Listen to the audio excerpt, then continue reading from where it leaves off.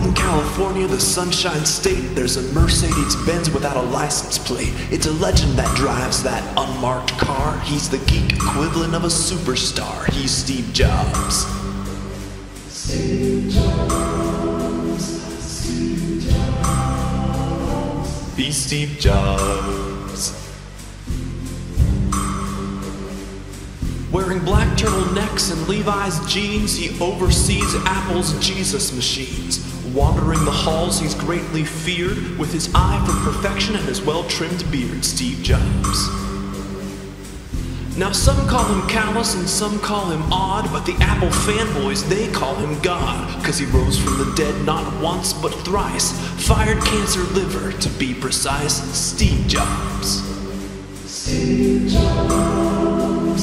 Steve Jobs. He's Steve Jobs.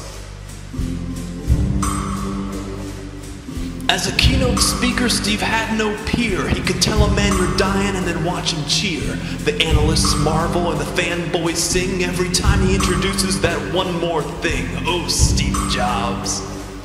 Now, not everything Steve did brought down the house. Think of Apple's Hi-Fi or the iMac's Puck Mouse. But nearly every time Steve takes the stage, he offers up something that becomes the rage. Oh, Steve Jobs! Steve Jobs.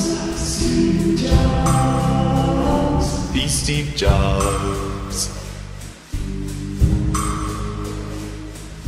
Then one day Steve, he decided what he'd do. He'd market an Apple-branded can of poo with brushed aluminum and a little door to access the feces at its core. Steve Jobs.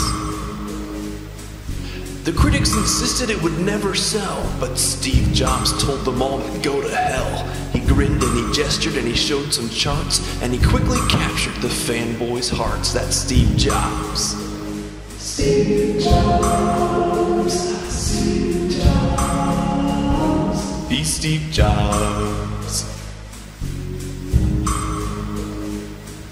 Now the Apple iCrap is a household name. It debuted in June to tremendous acclaim.